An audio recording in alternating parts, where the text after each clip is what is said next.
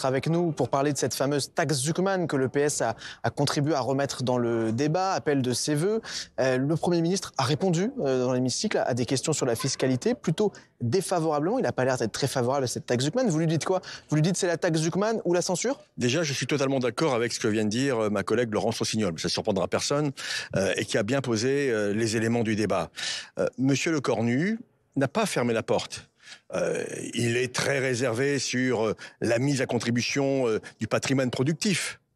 Voilà, c'est une litanie qu'on connaît bien.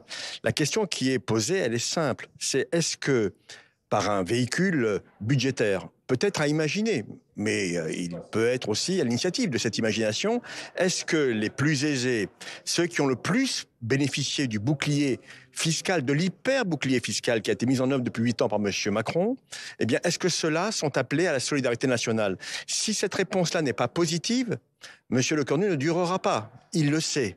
Et donc, nous ne sommes pas là dans une logique d'otage ou de pression. Nous disons simplement que nous voulons de la justice fiscale pour épargner les Français les plus modestes des efforts qui leur sont demandés aujourd'hui dans la maquette budgétaire et qui sont insupportables au regard de l'indécence de la richesse de certains dans notre pays. Alors justement, hier à l'Assemblée nationale, un impôt universel sur les multinationales a été adopté avec les voix des députés socialistes. Il devrait rapporter 26 milliards d'euros d'après les défenseurs de cette mesure.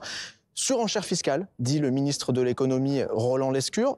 Vous dites justice fiscale? Nous, on dit toujours justice fiscale. Après, nous verrons bien la capacité de cet amendement qui a été voté de pouvoir prospérer dans le débat parlementaire.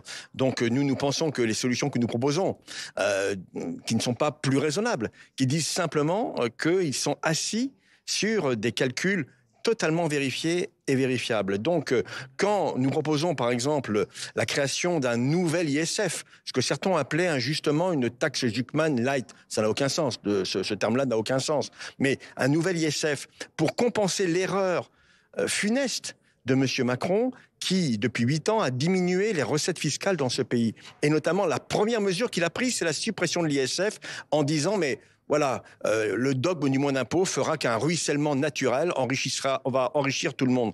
Tout ceci a échoué et c'est à partir de ce constat d'échec que nous devons corriger les erreurs du passé. Qu'est-ce que vous demandez à Sébastien Lecornu? Vous lui demandez une lettre avec des engagements très précis sur des mesures très précises? Il est vrai que M. Bayrou nous a fait une lettre le 16 janvier dernier avec des engagements. On a vu ce que ça avait donné, notamment sur la question des retraites. Mais à un moment donné, M. Lecornu devra effectivement répondre à nos préoccupations de justice sociale, de justice fiscale et de justice écologique. C'est ces 3 piliers-là qui font que, non pas nous aurions gagné, mais que c'est le pays qui gagnera, et notamment les Français les plus modestes. Mais dès que des mesures de fiscalité sont adoptées à l'Assemblée nationale, on voit les blocs centrales, la droite, l'extrême droite dire voilà, c'est la surenchère de la fiscalité. Est-ce que finalement ce budget n'est pas voué à l'échec? Est-ce qu'on n'est pas dans l'impasse? Mais vous savez, la peur de l'impôt, la non-reconnaissance de son rôle redistributif est là aussi une erreur manifeste. Et d'ailleurs, M. Lecornu a évoqué lui-même l'article 13 de la Déclaration des droits de l'homme et des citoyens qui précise que chacun doit contribuer à la hauteur de ses moyens. Eh bien, rappelons-nous ce message, cette sagesse des révolutionnaires de 1789 qui montre qu'une voie de passage est possible. Et M. Lecornu, je crois, a entendu notre message. Maintenant, il faut qu'il le mette en œuvre. Merci beaucoup, Patrick Caner, président du groupe socialiste, d'avoir répondu à nos questions.